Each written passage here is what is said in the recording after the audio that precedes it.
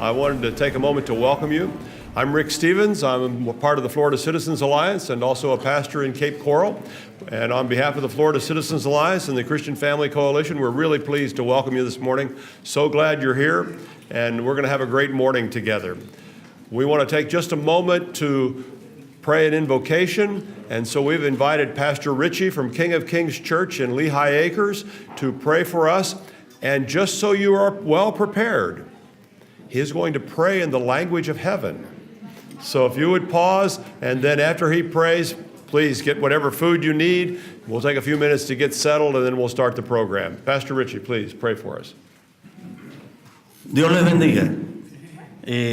Ya me introdujo, soy el pastor Oscar Richie de la iglesia Jesús Rey de Reyes en la ciudad de Lehigh Acres. Amén. Tenemos el privilegio de haber sido invitado a este evento, amén, para poder apoyar el gobierno. Es muy importante saber a quién tenemos en los gobiernos. Amén. Vamos a abrir en oración, si pudieran cerrar los ojos. Amén. Padre, te damos gracias, Dios mío, por esta reunión, Dios mío, por haber tenido el privilegio cada uno de los que estamos aquí, Señor, que tú nos escogiste, Señor, para que fuéramos punta de lanza, Señor amado, y pudiéramos tener la sabiduría, Señor, de saber quiénes son los que van a gobernar próximamente este país, Señor. Te los presentamos en tu trono de gracia, Dios mío, sabiendo, Dios, que toda autoridad es puesta por ti, Dios.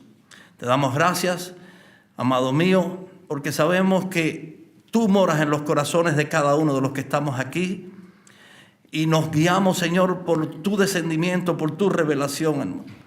Te pedimos que guíes a cada uno de estos representantes del gobierno a tomar decisiones sabias conforme a tu reino, Dios. Te damos gracias, Señor, por esta coironía, Señor, entre hermanos, Señor, y aquellos que no son hermanos también, Dios mío, sean bienvenidos.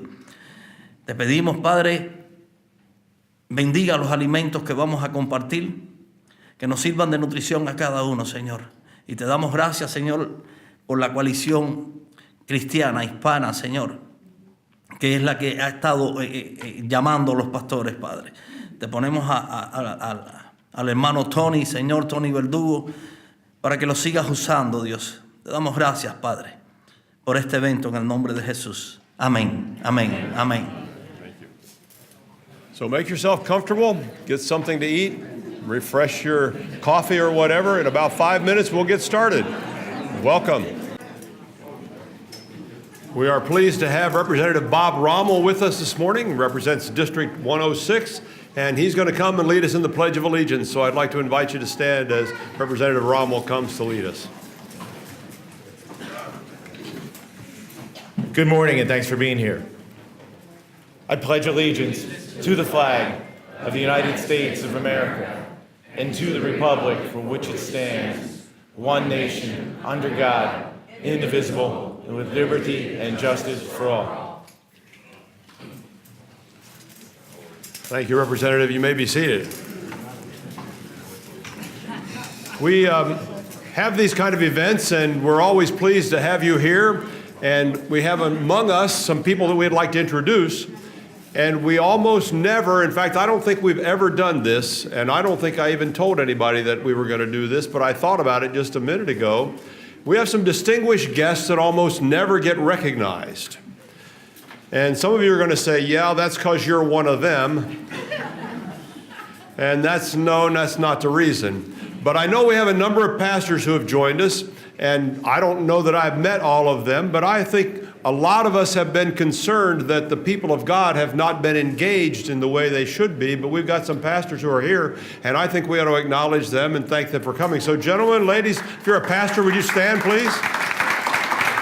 Wave at us. All right. Thank you so much. We appreciate you being here and being a part of this event. Now, in no particular order, I have some other people to introduce, and so I will do that. If you are somebody I should have introduced, oh boy, there's an opening you can drive a truck through, right? If you think I should have introduced you, you'll just have to get my attention along the way, and we'll decide if I should have or I shouldn't, but by then it'll be too late. So you're in. But let me introduce some people who are elected officials, some people who are candidates. And that way you will know who's here and you can talk to them and have a better opportunity to get acquainted. So in no particular order, you've met Representative Rommel, so I guess we don't have to introduce him again, but we should acknowledge his presence. We appreciate him being here. We also have Darlene Alvarez. Darlene is a candidate for Collier County School Board, District 5. She's right up here. Take some time to talk to Darlene. We have also running for Collier County School Board, Victor Dotres. He's up here, District 3. So be sure to talk to Victor and say hello to him. Betsy Vaughn is here from Lee County. I don't know where Betsy was sitting, but she'll say hello. Hi, Betsy. My county, thanks for coming. We appreciate that. We have Christina Kulovic, and I hope I pronounced Kulovic close. And she's a state chair for the College Republicans from FGCU. Glad she could be among us. And Doug Rankin. Doug, state committeeman. And Mary Ellen Cash is on my list, District 5. Mary Ellen's right back here. And I don't know if I missed anybody, but you will tell me now, right? All right. Well, good. Let's take the next step, shall we? We have some candidates you want to hear from, and we had a lot of candidates that were invited. Just a word on who is and who isn't. Candidates have to make their decisions for lots of reasons, and we respect that. They were invited, and they were welcome, still are, if they happen to show up accidentally or on purpose. We did list on some of our advertising that Speaker Corcoran would be here. We had a good faith understanding that by now he would have filed his papers and been part of things, but he hasn't. So he's not here because he isn't at this point. Some of the others were invited, and particularly my personal disappointment was that we did not get an affirmative response from any of the Democratic candidates that we invited. I think it's important for us to have the conversation. After all, we're citizens. I think it's important that we invite everybody and be a part of that. They did not come. We don't know why we got silence from them. We have an idea of some of what may be going on, and because this is not new information from us, but it might be to you, we want you to be aware of this. It saddens me a great deal, and it probably will sadden you, or maybe you'll have different responses to that. But in December of 2017, Florida Senator Daphne Campbell was invited to a banquet that was put on by the Christian Family Coalition. She appeared at that banquet, representing herself and her views, and she was welcomed there. Senator Campbell stood in front of that gathered assembly, and she read a letter that she had received just shortly before that occasion from the chairman of the Miami-Dade Dems, is the way he put it on the letter. Juan Cuba is his name. Senator Campbell read the letter to the people, and then she presented her response.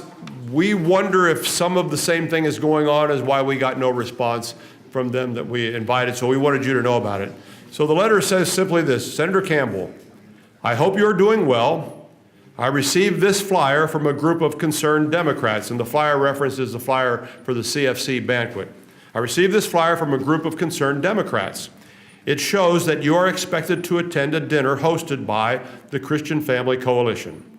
As you may know, this group is anti-gay and anti-choice, and they go against core beliefs of the Democratic Party. Your name being listed on this invitation does not look good. Please let me know if you're planning to attend this dinner. If you're not, I would ask that you inform Mr. Verdugo to remove your name from this flyer. Thank you. Well, we don't know if this represents the common understanding among the Democrats, but we thought you ought to know that that's out there at least, and we didn't put it out there, they did. And Senator Campbell did, and we just think that's important information for voters in Florida to be aware of. We wish they had come. Now, Florida Citizens Alliance and the Christian Family Coalition are just regular folks, and I want you to meet a couple of the guys from there. So Anthony and Keith, if you would come and just say hello for us in a moment. But you've met me. I'm Rick Stevens. I'm part of the Florida Citizens Alliance, and I want you to meet Keith Flaw and give him a chance to say hello. Keith Flaw is also one of our managing directors. Let me echo a great appreciation for you all coming to this event. We work very hard, focused on K through 12 education and stopping the political and religious indoctrination, the pornography that's in our schools, and the destruction of our founding values and principles. We are a nonpartisan group. We are a 501c3, so we don't endorse candidates. But we urge you in every way, and we will help you in every way, become an informed voter. And that's the purpose of this event. So thanks again for coming.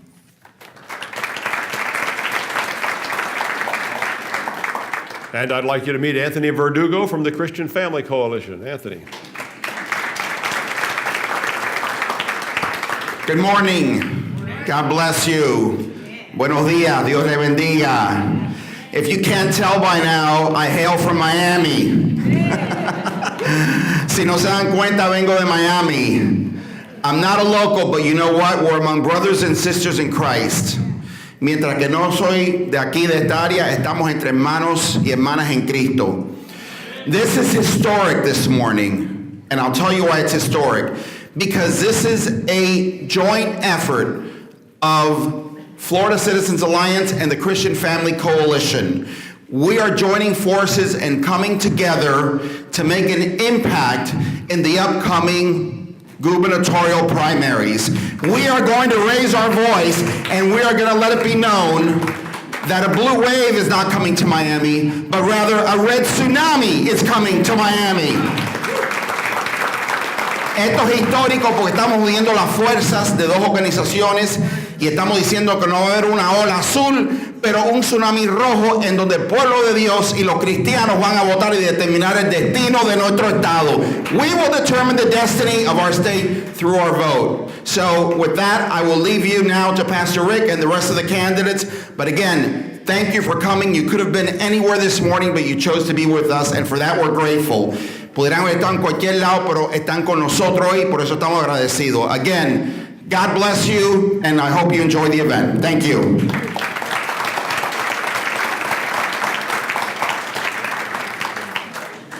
Yeah, it's a good question. Why are you here on a Saturday morning, after all?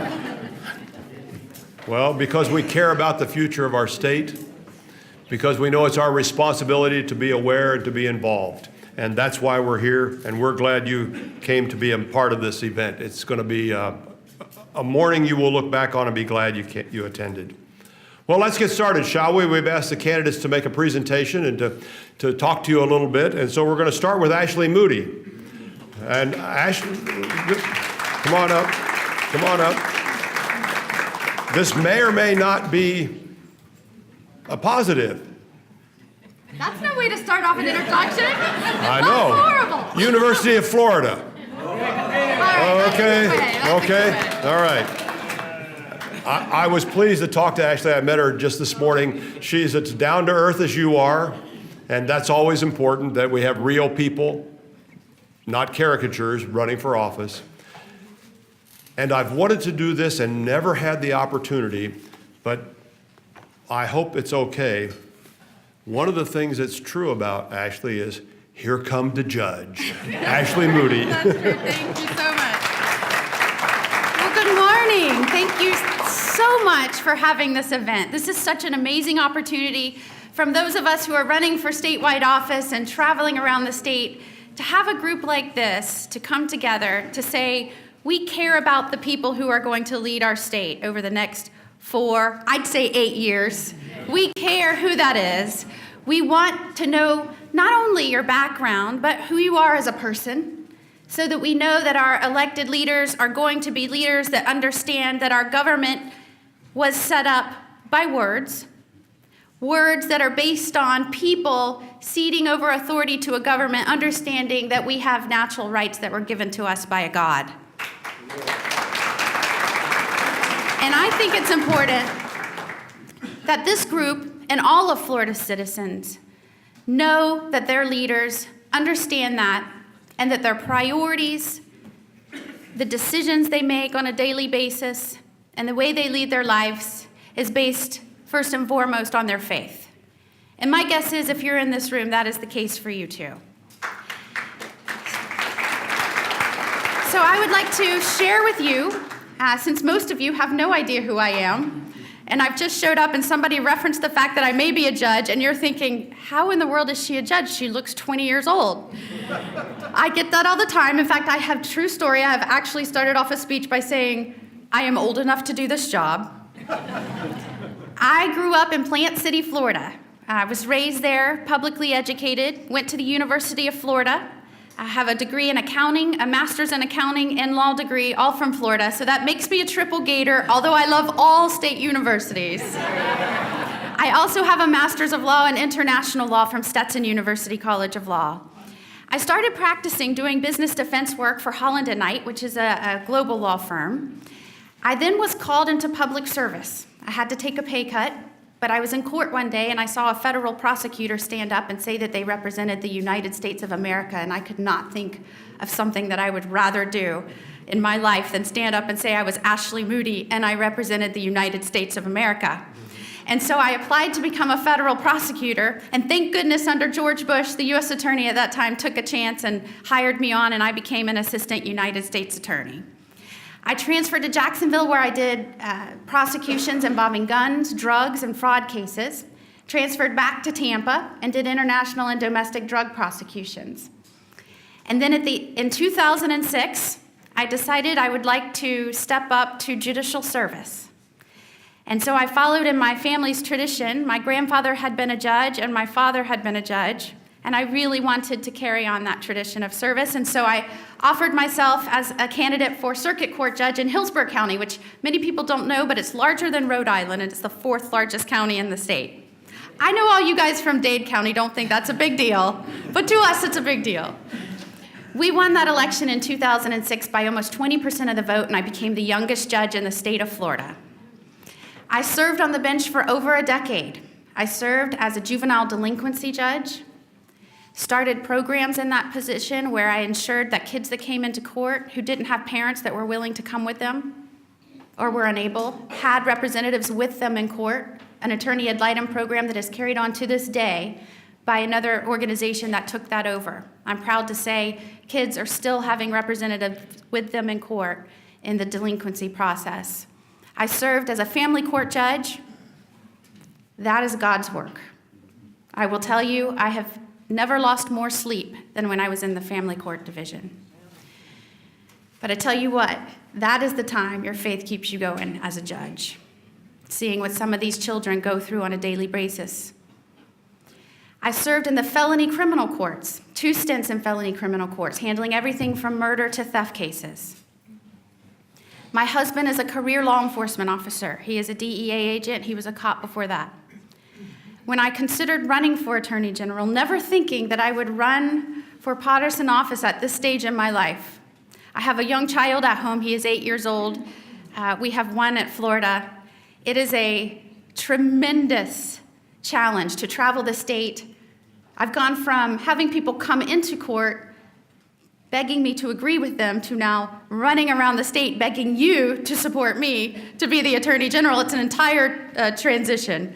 It's taken a huge toll on us at home. But we firmly believe that the next Attorney General must be someone that is committed to strictly enforcing the law and must be someone who has worked with law enforcement and understands the burdens and challenges that they face as a profession. So I made the decision to resign my position as a judge, to be unemployed, travel the state, and campaign to be your next Attorney General. And this cannot come at a more crucial time for Florida. I don't need to tell you this. We are facing an opioid epidemic that we haven't seen death tolls like this since the AIDS epidemic. 1 in 10 of our seniors will be abused, whether that is fiscally or physically. Human trafficking incidents continue to rise. We are 3rd in the nation behind Texas and California. And these are all complicated cases to prosecute. Not only does it take understanding the way prosecutions and investigations develop, how you might piece together investigations that cross jurisdictional lines, which would come within the purview of the AG, but you have to have an understanding of how our different law enforcement agencies work between federal and state, our agencies and how they develop and go after when there are crimes or wrongdoings. And so I bring to this job almost 2 decades on both sides of the bench, understanding how to prosecute cases, how to put together investigations, and understanding how our system works. And I offer that to you as your candidate for Attorney General. This is not the time to allow a politician to babysit this post. We need someone with experience that on day one can start piecing together a group that can work and make proactive progress towards these problems. I pledge to you on day one, I will do that. And I will do that with the same priorities that I've had my entire life. And that is understanding what makes Florida great, what makes our families work, what makes us strong as communities. You can know if you elect me and place your faith in me, I will carry on the great tradition of service that we have seen over the last 8 years in our leaders. I will work and strive every day to make our community safe. If you consider joining me and joining Team Moody, you'll be joining a great team.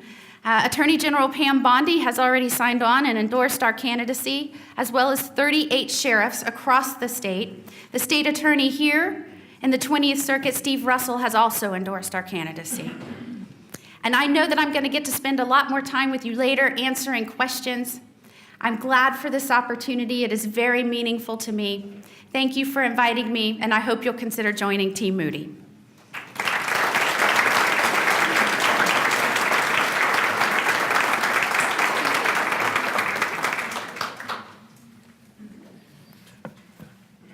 Don't you love it when it's difficult to choose? We have 2 very strong candidates this morning, and we appreciate Ashley coming and sharing with us. One of the things that I know you listen for, and I know you will listen for as Ross Spano comes, is what moral authority informs their decision-making. I've met Ross a couple months ago when he attended our event with Dinesh D'Souza, and I've talked to him a little bit since then, and get a little sense that he's as down-to-earth as you and I are as well. He's been an attorney, been a leader in the Florida legislature, and interestingly enough, one of the times when we had a conversation, I had it all figured out. I was going to find out about him. He spent his time asking about me, and I didn't get to ask about him, but I'm glad this morning we can ask him to tell us about him, and I'm pleased to welcome Ross Spano.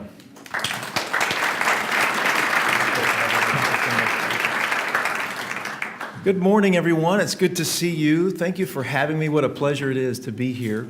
My name is Ross Spano, and I'm running for Attorney General. And for those of you who would prefer to speak in Spanish, lo siento, no hablo español bueno.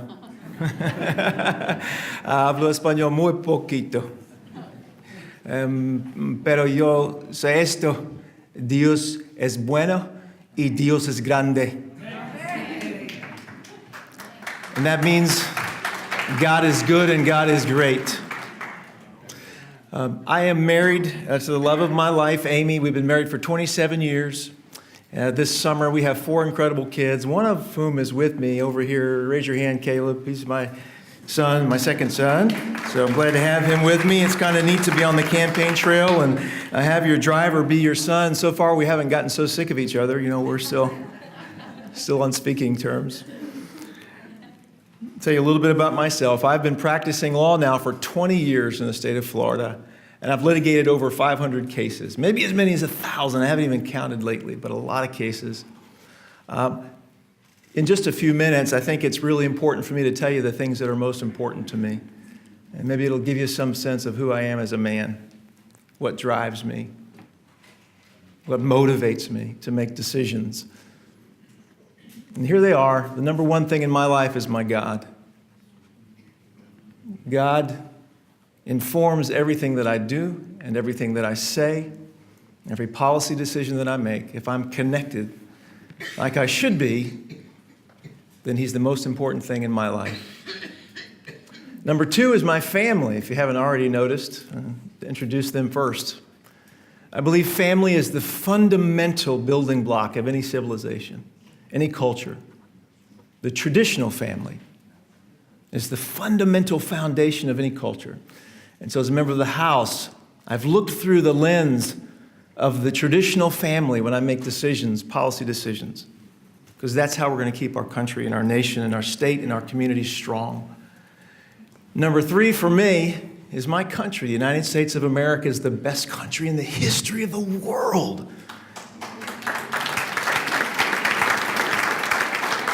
We have done more for people around the world to lift people out of poverty, to give them freedom, to instill notions and ideas and concepts of liberty that have allowed them to pull themselves up and be something they never thought they can be and have freedom. That's significant. That's something we should be proud of.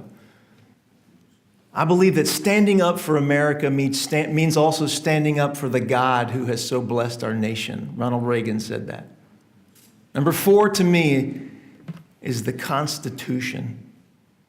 The Constitution is important, not so much in that it guarantees us our liberties, but it says in black and white what the fundamental rights that we have, that we've been given by God, the natural rights that we have. That's important to me. I want to tell you a little bit about some of the things that I've done in the Florida legislature. Some of the folks and candidates, and Ashley has a distinguished record. Some of the candidates will say to you, I'm going to do this and I'm going to do that, and believe me when I tell you. But let me tell you, talk is cheap. Talk is cheap. Let me tell you about my record in the Florida House of Representatives. In the Florida House of Representatives, I currently serve as the chair of the Criminal Justice Subcommittee. I also serve as the chairman of the Florida Stands Against Human Trafficking Legislative Working Group, which I created in 2013. Every year I've been in the legislature, I've carried a bill, been the prime sponsor of a bill that's fought human trafficking. In 2013, we passed a bill that actually helps victims of human trafficking petition the court of original jurisdiction to vacate or expunge their convictions. And here's what we were finding was happening. Victims were being rescued, but they couldn't turn the page of their lives. They couldn't get into college. They couldn't find jobs because they were convicted criminals.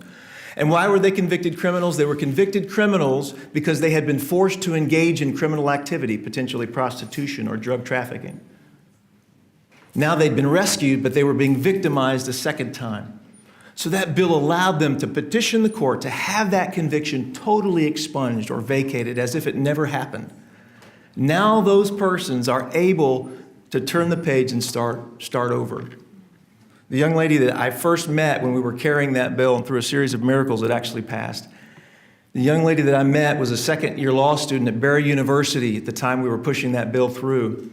And she was seeking admission to the Florida bar, but she couldn't get admitted because she was a felon.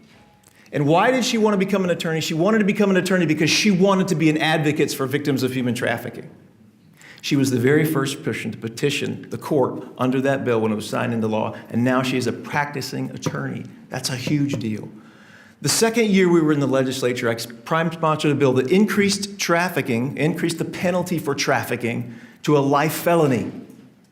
It increased the penalty for for pimping. It created the opportunity for prosecutors to pursue traffickers under the RICO statute, essentially making it much easier for them to establish an organized scheme of trafficking, which happens over a number of years and a number of victims, and usually over a number of cities. We protected the identity of human trafficking victims in law enforcement investigative records. We passed legislation that I was the prime co-sponsor of that protects the location of safe house, human trafficking victim safe houses. We passed a bill that requires human trafficking hotline notices to be placed in important locations around the state, including rest areas and hospital emergency rooms and train stations and bus stations and adult clubs. We prevented adult clubs from hiring children because before that bill passed, there was nothing that prevented it, if you can believe that.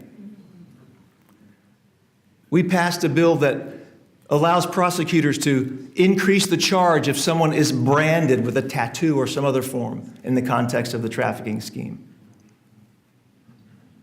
And we've done so much more over the last several years. This last year, we sponsored a bill, and I could talk for 10 minutes or 20 minutes about it. I don't have the time.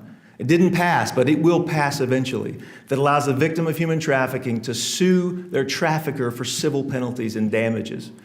And it holds those responsible who are knowledgeable of the crime, but look the other way and don't call authorities. It holds them responsible too. So these are things that are practical, things that I've done and establish a track record of success and things I will continue to do. I also passed a resolution in the House that deems pornography a public health risk, because we know that pornography is a fuel that feeds the fire of human trafficking. It's a fuel that feeds the fire of crime against children. It's a fuel that feeds the fire of rape. When I was a child, I couldn't get into a rated R movie. And we still think that's a pretty good public policy because we still can't do it. But you know what we do? Would you hand me my phone there?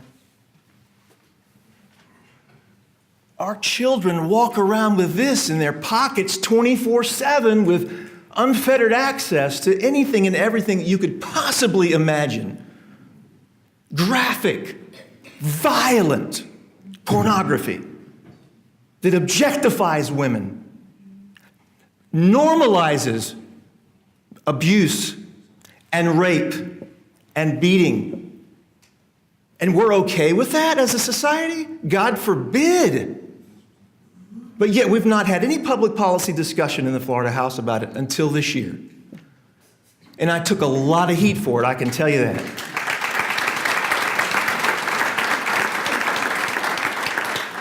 But I did it because it was the right thing to do. And sometimes leadership requires taking the heat. Someone asked me the other day, Ross, why are you running for Attorney General? And I listed all the things that I thought they would think are important. I've been an attorney for 20 years. I've litigated over 500 cases. I've served in the Florida House for 6 years. I serve as the chairman of the Criminal Justice Subcommittee. I have a track record of success on issues that are important. They said, I don't really care about, yeah, but everybody has qualifications. Everybody who's running is qualified. I want to know what's right here, brother. What's in your heart, man? What motivates you? I said, well, I'm going to tell you a story about when I was a boy, and maybe this will work. And I'm going to tell you. When I was 12 years old, I was in the 8th grade at Horace Mann Junior High School, and that day, just like every other day, the same kid who bullied every kid in my class was bullying again. He was hitting the kid on the back of the head, he was poking his finger in his ear, calling him all kinds of names, grabbing his book bag, throwing it across the yard.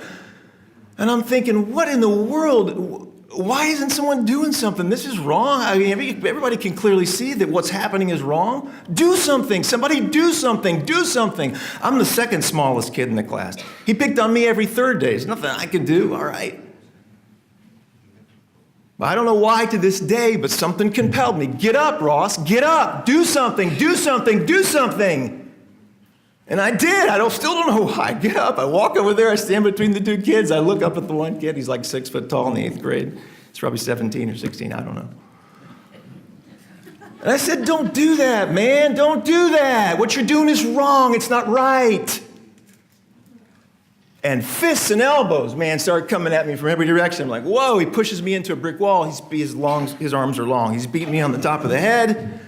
He beat me up really bad, but the next day, guess what happened? He didn't pick on anybody. And the day after that, he didn't pick on anybody. And for the rest of the year, he didn't pick on anybody.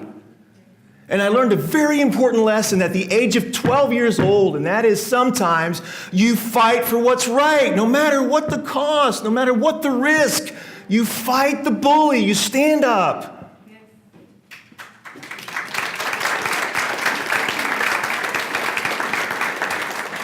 It's why I became an attorney. I fight for my clients, for what's right. It's why I ran for the Florida House. It's why, as a member of the Florida House, I fought tirelessly for victims of human trafficking, for children, for seniors, for things that are right. No matter who can pay me, no matter who the lobbyists are, I don't get money from these people. Human trafficking victims, they don't have money to support a campaign. Children don't have money to support a campaign. Seniors are on fixed incomes. I don't care because I do what's right. And that's why I want to serve as your next Attorney General. I will fight for you. I'm not going to fight for special interests. I'm going to fight for you. I'm going to fight to protect religious liberty. I'm going to fight to protect your Second Amendment rights. And I'm going to fight for the little guy. I hope you'll give me that chance. Thank you so much.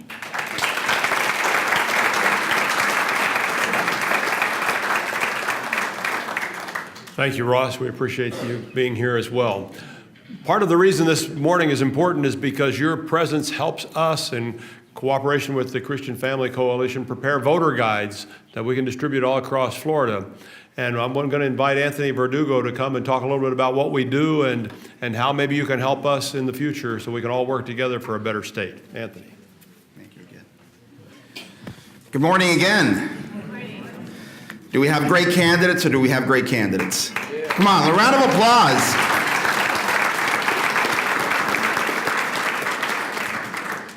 Public service is an honorable calling, and that's why we have to respect those men and women who will sacrifice and take their time out of their personal lives and their busy schedule to serve us in public office. And Attorney General is a very important position. You know, FLCA and the Christian Family Coalition have been very successful in Tallahassee, passing laws to strengthen parental rights. This year, CFC Florida passed the law to include "In God We Trust," which is our national motto and our state motto, in every single school in the Sunshine State. But we have an election coming up, okay? And this is an important one. Okay, it's a midterm election, but we need to go out and we need to make sure that we cast our ballot, whether it be early voting, whether it be through absentee ballots, or whether it be the day of the election. And why is it important? Because an informed and educated electorate makes all the difference in the world. Let me quote scripture. Hosea 4:6 says, "My people perish for lack of knowledge." My people perish for lack of knowledge. And what FLCA and Christian Family Coalition does is that we put together a voter guide. We screen all the candidates, okay? That means that we sit down with them. We ask them the tough questions that nobody else will ask. And we make certain that we determine if these folks are highly qualified. Now, they're going to be listed on the voter's guide. And it's not just going to include the U.S. Senate race and governor's race and attorney general. It will include state senate, state house, county commission, school board, county court judge, circuit court judge, all the down ballot races. All the information that you want to know, we're going to hand it to you. We're going to give it to you. Yeah, round of applause. That's hard work. But it's worth it. It's worth it. Because when you go to cast your ballot, you're going to have the FLCA and CFC voter guide in your hands, and you're going to be able to just go right down your ballot, and you're going to be able to see who those who stand for your values are and those who don't stand for your values are. Folks, with all due respect, you're not going to get this information anywhere else. Not from the Republican Party, not from the Democratic Party, certainly not from the mainstream media or as they call the fake news. You're not going to get it from there. You're only going to get it here. And I am sick and tired of hearing how there's a blue wave coming and how conservatives are going to be swept out of office. That's not going to happen. But let me tell you what is happening in the state of Florida, because this is where we reside, this is where we live, and this is where we need to make the difference, okay? How many have heard of Planned Parenthood? Raise your hands. Raise your hands. Yeah, well, Planned Parenthood, who is, by the way, under federal investigation for illegally trafficking baby body parts, has pledged $20 million. I want you to listen to this. $20 million to flip 8 states. One of those states, guess what, is Florida. And what's the goal in Florida? Very specifically. Now, Planned Parenthood is also working with another group called Emily's List, okay, who is supposed to represent what they call pro-choice, we call pro-abortion women. There are 5 seats in the legislature, in the state Senate. I want you to listen carefully, because if this happens, our agenda is dead. Our agenda is dead in the future. There are 5 seats separating Republicans and Democrats, conservatives and liberals in the state Senate. Okay? Planned Parenthood and Emily's List and all these other groups are right now funding 10 races in Florida to overturn the state Senate and turn it from red to blue. Folks, we can't let that happen. We cannot stand and sit idly by and let Planned Parenthood dictate policy for the state of Florida, okay? Or Emily's List or any other extremist left-wing organization. Because what are they going to do? The first thing they're going to do is they're going to repeal everything we've passed. Forget about In God We Trust. Forget about strengthening parental rights when it comes to accountability on the textbooks, because they're opposed to that, vehemently opposed to that. Forget about the Pastor Protection Act that CFC passed 2 years ago that protects pastors from having to conduct same-sex marriage ceremonies. Forget about the Florida Student and School Personnel Religious Liberties Act. Anybody heard of that one? We passed it last year. The Florida Student and School Personnel Religious Liberties Act actually allows teachers to pray with their students in public schools in Florida. Okay? It prohibits discrimination for religious expression. So all this is wonderful, but we can't have it wiped away. So we have an ask of you now. You have an envelope and you have a donation slip, a red donation slip. Please take that out now. We're going to ask all of you to take that out now. Why is it red? Because it represents the red tsunami. It represents the red tsunami. We need to raise $10,000. We need to make sure that we have these voter guides out. Where are these voter guides going to? They're going to all the churches in Collier County. They're going to all the churches in Lee County, okay? Hand delivered. They're going to be on social media feeds, Facebook, Twitter, Instagram. It is going to be everywhere. Lodges, you name it, Lions Clubs, whoever will take them. We will be producing thousands of these voter guides, and people will have it with them. They'll be able to pass them along. But you know what? We need to put the fuel in the car, okay? We need to add the fuel to the fire. We're on fire. I believe there's going to be a big surprise in November. I really do. I really, really do. Just like in 2016, and it's going to shock this nation. But the folks in this room, you can put a stop to the shenanigans from Planned Parenthood and from Emily's List. So I'm asking you now to take out this slip, and I'm asking you to fill it out. Fill it out. Make a check to Florida Citizens Alliance right now for the best amount that you can, okay? Whether that be $50, $100, or $1,000. There are people in this room who can give $50, but there are people who can give $1,000. Help us raise $10,000. Help us confront the pro-abortion and anti-family lobby that is trying to encroach upon our state and dictate what our children learn in schools. Planned Parenthood is not just about abortion. It is about also what they call sex education, but what we call sex indoctrination, okay? So we need all of us to come together now. You're looking at this slip. You're wondering, how much am I going to give? Give the most generous amount you can. We have volunteers that are going to start coming around now. If you need a pen, raise your hand, and we'll get you a pen. But folks, this is our time. We are restoring this nation. The last election showed that. We are turning things around. We are straightening out the ship. But we need your help to do it. So I'm going to ask you now to please take out your envelope one more time. Please take out a pen. If you don't have a pen, we'll get you a pen. And begin to fill it out. If you want to put your donation on a credit card, you can do that. Visa, MasterCard, Discover, American Express. We take them all. We take them all. But we need today to raise that $10,000. We need to make a difference. We need to send a message, not only in the legislature, but in down ballot races, that our voices are going to be heard, that we're going to be out there, that we're going to be pounding the pavement, that we're going to be educating our voters, that we're going to drive them to the polls, we're going to do what needs to be done. So please go ahead and take out the envelope, take out your pens, begin to fill it out. We will wait. We will give you a few minutes to do that right now. Don't leave without filling this out. Don't leave this empty. Right now is the time. Take this and make a difference. Be the light in the darkness. Be the oasis in the desert. Be the missionary. Maybe you can't do the work that we do, but you know what? You can help fuel that work. You can fund that work. Your money makes a difference. It will allow us to build these voter guides. It will allow us to pay for these voter guides. It will allow us to distribute these voter guides so that when you're wondering and calling and asking your friends and neighbors, who are these people that are running for office? I don't know. You will through the voter guide.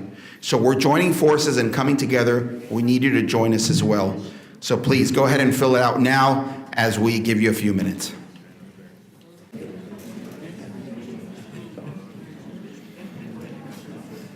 Anyone else need to have their cards picked up? One final round. I think there's a gentleman here filling out a card in front of me. right there. Okay, and got your card, sir, ready? Okay.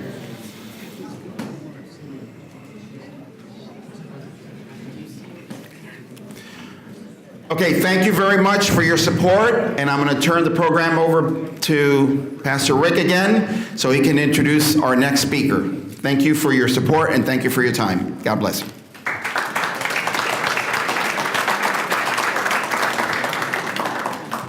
And we do appreciate your support. You are the reason we do what we do, so thank you very much. I did not failed to notice that we have Nancy McGovern here. Nancy's right up here down front. She's the state committee woman for Lee County. For my county, I should have noticed that. Thanks, Nancy, for coming. Congressman Ron DeSantis is with us, and there's a long list of things listed here that he's done. Distinguished military service, medal recipient, graduated from Yale, from Harvard Law, and it says he was on the Yale varsity baseball team. It's the season, you know, that's great. But it doesn't mention his batting average. I'm not sure about that. But it does say he was captain of the varsity baseball team. He's a regular guy, somebody I'm glad for you to meet. We enjoyed talking with him last week. He gave us a lot of time, and I'm glad that you can meet, after a picture, Congressman Ron DeSantis.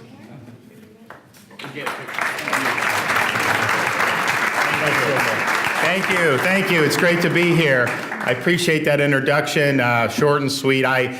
Because it is baseball season, I'm reminded of a time where I was asked to throw out the first pitch at a baseball game in my district, college game.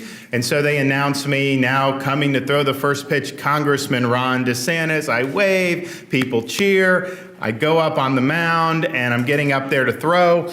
And I look, and the catcher's there, the applause dies down, and the PA announcer starts reading my entire biography. And I'm just saying to myself, the catcher's there, everyone's waiting. It's like, I cannot just sit here and let this go. It's just like dead silent. So I kind of went up to him, waved him off. I'm like, hey, shut it down, rear back, throw a nice strike. Everyone cheers. I shake the catcher's hand, wave. The applause dies down. And he's still reading my biography. So I didn't think anything of it, but apparently somebody caught that on video. And so a couple years ago, one of the, I don't know which media entity decided to rate the top 5 and worst 5 first pitches by elected officials. And so the worst was Barack Obama when he was president. The best was George W. Bush after September 11th. If you remember that, Yankee Stadium, threw a nice strike, great moment. Well, they dug up this video and they found it, and they rated me as the 3rd best first pitch by elected official. Because I threw the strike, but mostly because I didn't make everyone suffer through my entire life story. So it's good to be here. You know, they mentioned about playing baseball. My coach from college came down and spoke at one of my events about a month or two ago, and he called me before and he said, I just calculated your career stats. You were a good player. You had 400 at-bats, you had 15 home runs, stole 35 bases, hit 320, all this stuff. And I was like, I'm going to tell the crowd that. I was like, yeah, that's fine. I don't know that everyone necessarily knows how to put that in perspective. Why don't you do this? Look at George Bush 41, who was the captain in 1948. I was like, see how he did, and then compare me. So he did that, and he called me, and he said, you hit 90 points higher than Bush 41. So he informed the crowd of that, and everyone got a kick out of it. So it's good to be here. I'm glad baseball season's going. I want to just talk about, I think, one seminal issue in the short time that I have about Florida and the upcoming governor's race, then what will happen after that. And I'll start by reminding everybody about the election in 2016, and there were a lot of issues that were very important to that election, but I don't think there was any issue that was more significant or had a more meaningful posture than the fact that there was a vacancy on the U.S. Supreme Court. And not just any vacancy, the vacancy of Justice Antonin Scalia, a great justice and somebody who really set a standard of what it means to be a constitutionalist. And had Hillary Clinton defeated Donald Trump, she would have replaced Scalia with a liberal justice. We already have 4 on the court, so you would have had a 5-justice majority of lockstep liberals. They would have rewrote the law and Constitution as they saw fit. Things that we've seen some of the lower courts do over the years that have gotten struck down, like taking out "under God" out of the Pledge of Allegiance. That would have been routine. And you know what? We all would have been virtually powerless to stop it, because you can say you can amend the Constitution to fix a court decision. Fact of the matter is that's very difficult to do. So that would have been a working majority, and you would have seen a lot of legislating from the bench. And the fact that President Trump won, I'm happy to have his support in this run for governor. He was able to put Neil Gorsuch into that position and really save the court from going off into a very liberal, progressive direction. And I think you're going to see, hopefully in June, when the court's term ends, Justice Anthony Kennedy announce his retirement and then allow the president to replace Kennedy with somebody in the mold of Justice Thomas and the late Scalia, and so far what we've seen from Neil Gorsuch. And so that will fortify the court even more going forward. And I think in a 4-year term, maybe the second term, but probably in a 4-year term, President may have the opportunity to replace one of the most liberal justices, Justice Ginsburg. And that will really provide a great majority.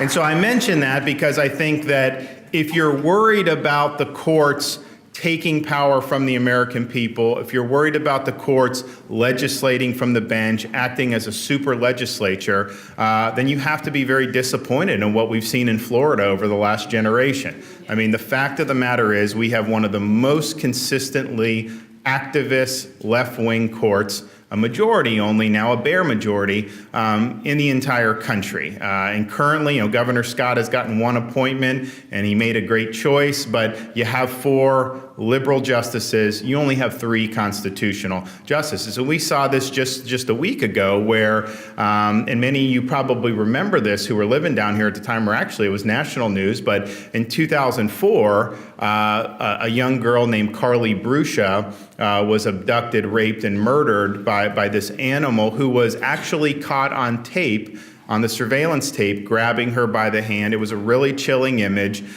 This individual was identified, he was prosecuted, convicted, and he was given a sentence of death. And he's been on death row. Well, there's been different things about Florida's death sentencing scheme and this and that going through the courts. Bottom line is the 4 liberal justices took the opportunity to take a Supreme Court decision and use that to overturn the killer's death sentence. And so now the family has got to go through this all again. This guy gets another shot. Carly Bruscia didn't get a second shot at life. And this is all based on a technicality. And that is not what you want. You want people who are going to apply the law faithfully, who are going to be mindful of the victims of crime and not just the perpetrators of crime. But that's just one of the examples. I mean, you remember when Jeb Bush was governor, they struck down a program that would have provided opportunity scholarships to low-income youth. And so their view was that it is constitutionally obligatory to trap people in failing schools, to trap poor youth, poor families into failing schools. It was a terrible decision, but that's a decision that they made and they imposed on the rest of the state. Heck, anything having to protect the right of life, I mean, you could bet your bottom dollar they're going to strike that down. I mean, in any tangential way, they will strike that down. And so that has been their modus operandi. But here's the good news. You have 4 liberal justices. You have 3 solid constitutionalist justices. 3 of the 4 liberals have to retire, mandatory retirement, when Governor Scott's term ends.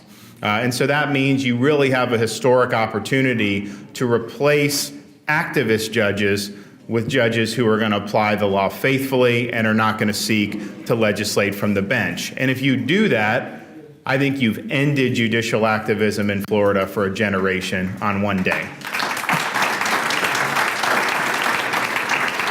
And so why is that something that matters? Well, it matters in a number of ways. I mean, one is when you have activist judges, when judges think that they can impose their personal philosophy and views on the rest of us.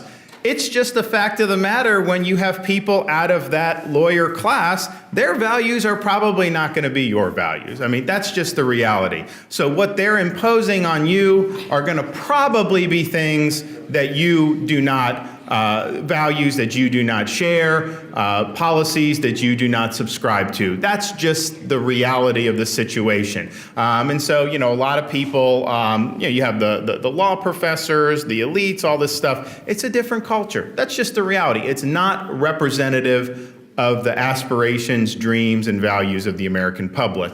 And so that's a problem. But I could tell you, even if they were imposing things that I personally agreed with, it would still be a problem because it is not their role to fix legislation, to amend the Constitution. If there's a law that's not working properly, they apply it as written, and then you go to your legislators and you tell them to fix it. That's what we're supposed to do. So when they're going beyond what the law says, when they're going beyond what the Constitution says, they are taking power away from us as Floridians, the power that we're supposed to have to govern ourselves through the political process by electing people.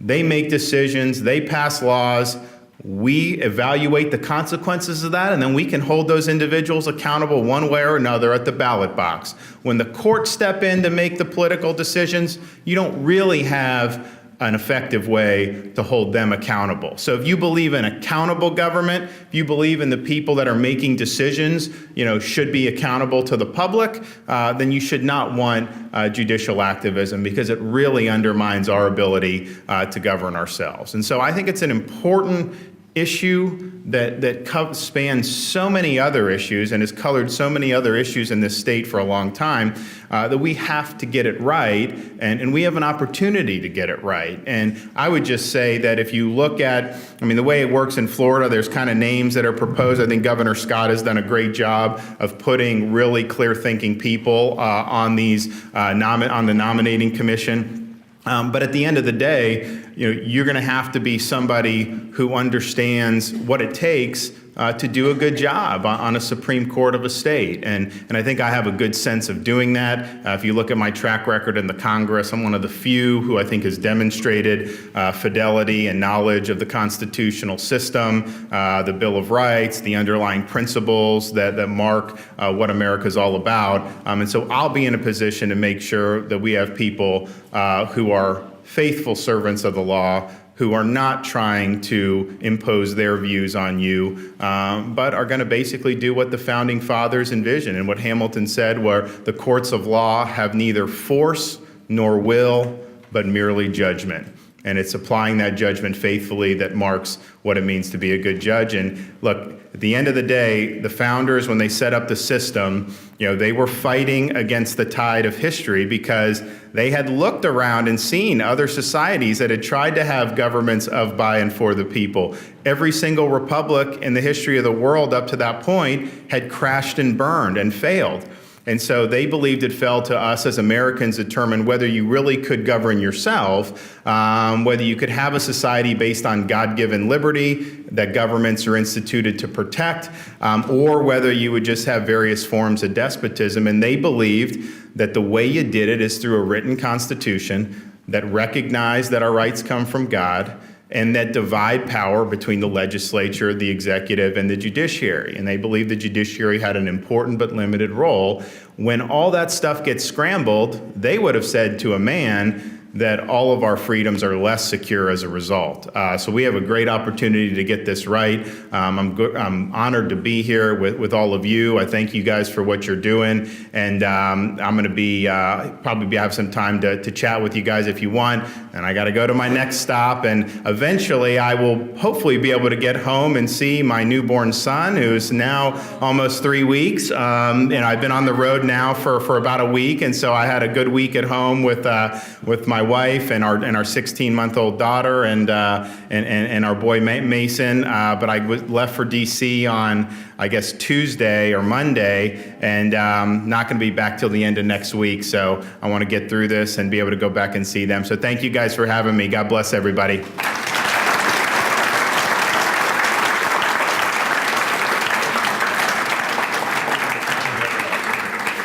Thank you, Congressman. Hey, we've got a few minutes for some questions, and I believe our candidates can provide some answers. So if you have questions, there are microphones over here and over here. So I don't know if we can get everybody's question in, but we'll try to do the best we can. And we'll ask the Congressman and the Attorney General candidates to answer your questions. So Dave, I guess you were there first, so. Well, my question is kind of like for all three of the candidates here.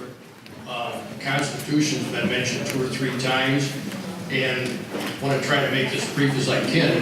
Representative Spano talked about bullying and mentioned an incident. Well, I think the federal government is our bully. Their role is clearly defined in the Constitution, and about 95% of what they do, in my view, is unconstitutional. If elected, are you ready to stand between the federal government and the people of Florida as the federal government tries to expand their reach? In 1973, the Supreme Court issued the Roe versus Wade decision, applying it to every state in the Union, regardless of what abortion laws they had. And I don't think anybody stood up for that. Are any of you willing to commit to standing up between the federal government and the state people? That's a good question. I don't know who wants to go first. If it's all three. Fantastic, great question. One thing that I would continue to do, and it's been done, I think, successfully by our current Attorney General and some of the more conservative Attorneys General around the country, is to stand up to that federal government encroachment and federal government overreach and instances in which the federal government has gotten it wrong in terms of separation of powers. For instance, when Obama, by executive order, passed essentially law through enacting executive orders that deal with immigration issues, that deal with environmental issues. He overstepped his bounds according to his power under the executive branch. And so what these attorneys general did is they pushed back. They got together and they pushed back, and they filed suits, and they actually were successful in pushing back that federal government encroachment. They also did that with respect to Obamacare as it relates to at least our position that the federal government cannot force the state to basically participate in the implementation of Obamacare. Again, they won that. The Supreme Court said no. The states do not have the obligation, right, under the 10th Amendment to, in fact, cooperate. And as a state, we did not. We did not expand Medicaid. So my response to you would be absolutely am I willing to do that. And you can be guaranteed I will do that. I will continue what's been done, I think, successfully by our current Attorney General. And it's absolutely paramount that we do so. Absolutely paramount. I mean, government in Tallahassee is bad enough, to be honest with you, but D.C. is like 10 times worse in terms of their unaccountability to citizens. And so we absolutely have to ensure that those appropriate lines under the 10th Amendment are intact. And I'm real grateful we have the opportunity to all answer a question and address you, and I have to get out to I'm catching a plane in just a moment to make my next stop for the day, but I am so glad that you asked this question. And let me give you an example of where an attorney general was not willing to rein in overreach and is exactly doing the opposite. Everybody heard of California? Yeah. Anybody want to go live in California? No. All right, let me tell you an example of an attorney general that should scare you. The Attorney General in California is right now litigating to force pregnancy crisis centers to inform young women that come in to them to seek their counsel and advice, to tell them where they can go get an abortion.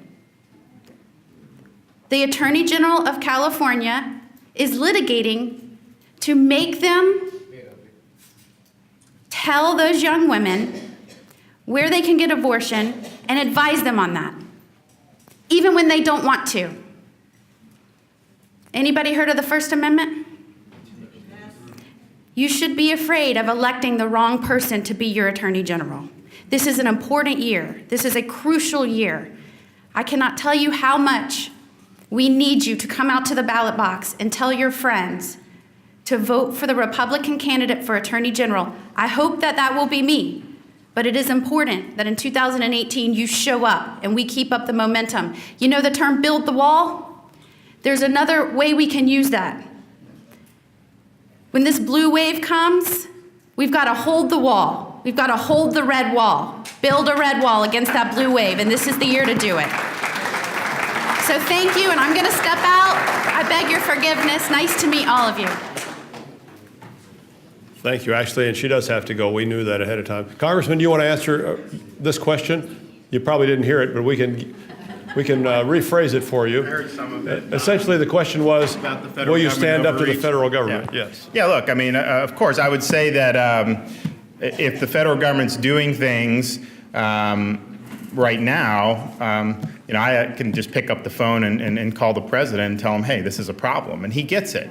Now, I think what he's seen and what a lot of us have seen is just because you have a president in there, that does not mean that the executive branch is really under his control. It's nominally under his control, but once you get below that kind of top level of political appointees, you have a permanent administrative state, and there's a lot of people in there who are hostile to what he's trying to do in a variety of different areas. And one of the things I've been working on in Washington is try to bring accountability to those people. And that's everyone from people like Comey and McCabe and a lot of them to just rank and file bureaucrats at places like the EPA and some of these places who are going beyond what the law allows them. So it's a big, big problem, but I think that you're in a better posture with a president who's willing to work with you and listen than if you had a president like Barack Obama who was basically totally indifferent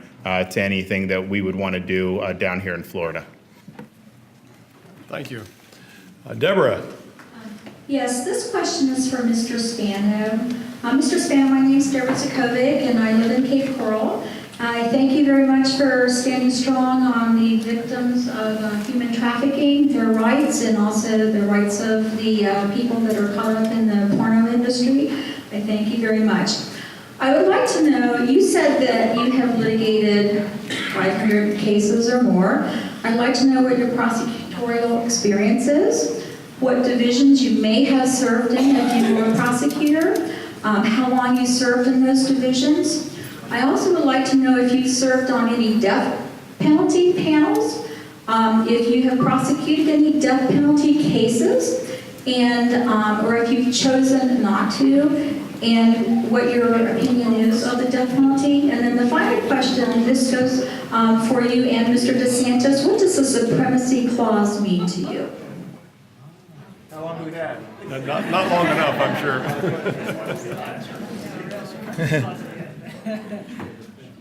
See if I can remember the first question. Do you have prosecutorial experience? Yes. I've litigated in federal court and state court and administrative law court. So in every court that exists, I have litigated cases. What division Prosecutor, have you served in? I've been licensed to practice in the Federal District Court for the Northern District, the Federal District Court for the Middle District, and the Federal District Court for the Southern District. And I'm licensed to practice law in every circuit court in the state of Florida, which includes any administrative law courts.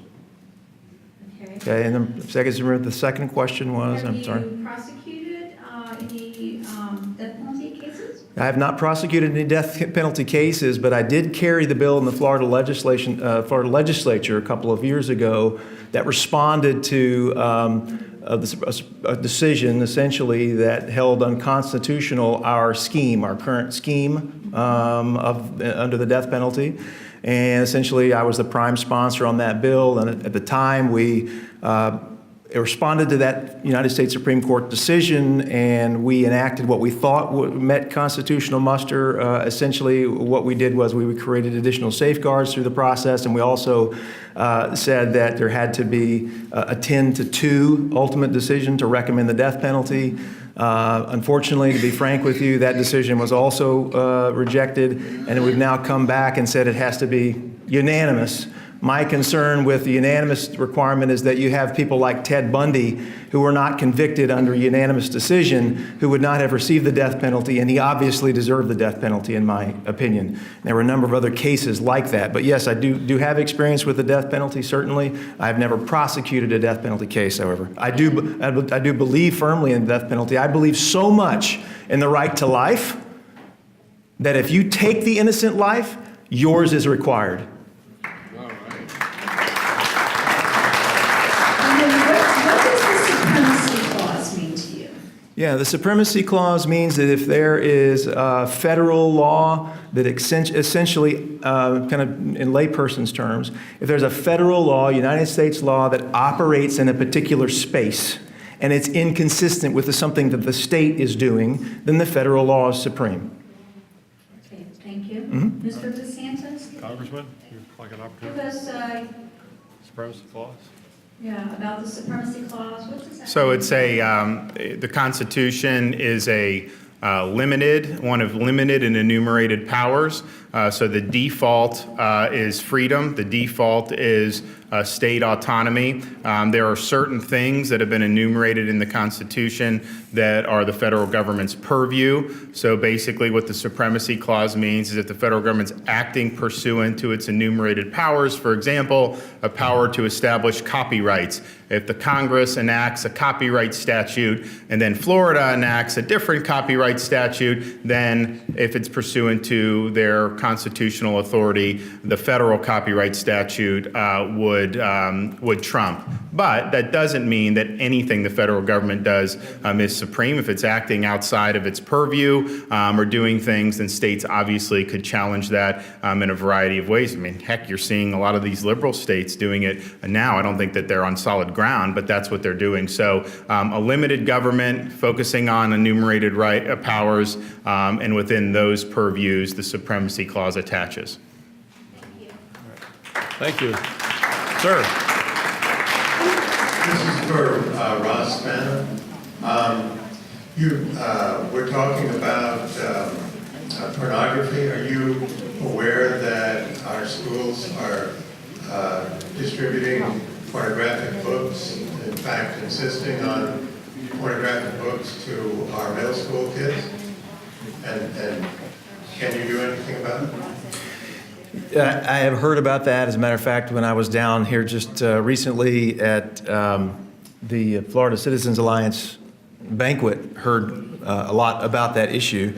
The Attorney General doesn't have purview over the educational system. However, the Attorney General is on the cabinet and has the opportunity to influence policy, to influence the legislature, policy decisions, bills that are proffered, and so forth. And so from that standpoint, I would absolutely fight against things like that. In my opinion, my humble opinion, the parents should have the ability to be able, and as I understand it, they do under current law, under a law that we passed a few years ago, have the ability to review curriculum and so forth. But some of the school boards are making it very, very difficult for parents to do that. And even when they lodge complaints and so forth, the process to review and to kind of scrutinize what's being done is a very, very difficult process to see through. So I'd be supportive of legislation that actually gives parents more power than they currently have to determine what the appropriate curriculum would be and to set parameters and a protocol, a more certain protocol, by which parents have the opportunity to challenge what is in the schools. As I understand it, it's illegal to push pornography on minors. So why can't the Attorney General do criminal procedures against the school board? Yeah, that's a great question. The question is, and I want to see the specifics. I'd love to see, but I understand what's that? I said amen. Yeah.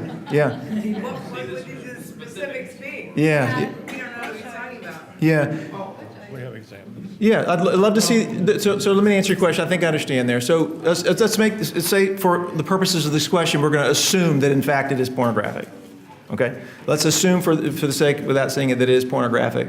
If the law prevents it, then yes, the Attorney General would have the ability to press back, to push, to potentially challenge what's being. You'd like what's being to done. know the specific literature that we're talking about that's pornographic, like the Blue Side, which promotes pedophilia? Yes, absolutely. More than happy to take a look at it. More than happy to do that. My honor. Got it. Yes, ma'am. This question's for the congressman, Okay. but I think people are talking to him. Okay, as an active member of the Lee County Executive Board, I'm very concerned about the 2018 elections. I don't think there will be a blue wave, but my concern is how many of you are leaving Congress. You've done a great job in Congress.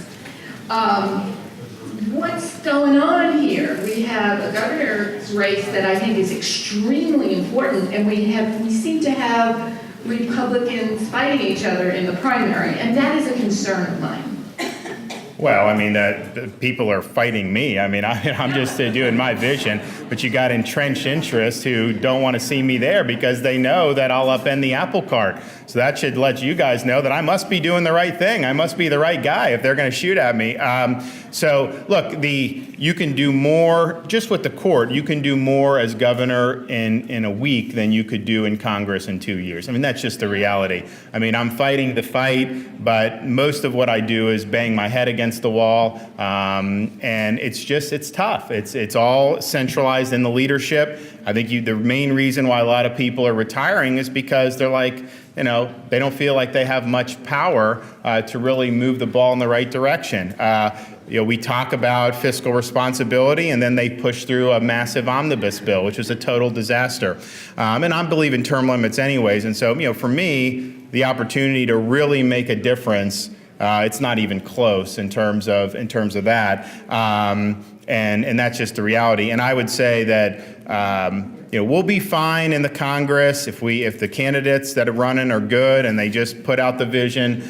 The Democrats, I think, they've energized a certain segment of their base, but I'm not sure that's enough to get them over the hump in all these districts. So are they going to all run on impeaching Trump and on this and the resistance? Well, again, that will help get certain turnout, but I think it turns off a lot of voters. And I can tell you, since Trump got in, I've not seen the Democrats offer any positive solutions to anything. They want to raise taxes. That's like the only thing they're talking about right now. They oppose doing anything to address the rising health care costs fueled by Obamacare. They basically are just anti-Trump, and that to me is not enough to get the job done. And then here in Florida, I think the stakes are even higher because we got a great opportunity here building off what Governor Scott has done, the federal tax bill, removing the subsidy from all the high tax states. It makes Florida very attractive as a place for people to invest.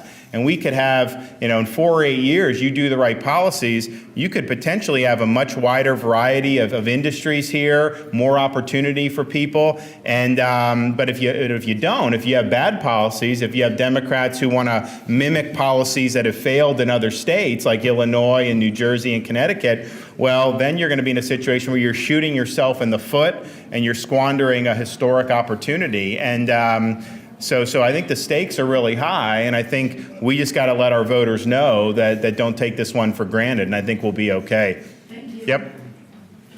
That have to go. I want to tell you two things. One, we have a couple of other board members from the Florida Citizens Alliance here. Louise Penta, if you haven't met Louise, you should say hello to Louise. And she's from Collier County, right here in Naples, and Steve Vernon's here from Manatee County. So if you have questions and want to talk to them, we encourage you to do that. The rest of us will be around as well. Also on the table as you came in, a gentleman from this area, Joseph Cofield's been trying to get United States Constitutions, booklets just like this is a sample of it, in the hands of elementary school students. And that table back there tells you about that. We think it's a good thing for Joseph to do. And if you can help out with that, we'd encourage you to do that as well. Thank you so much to the church for their help in arranging this, for St. Matthew's House and the food.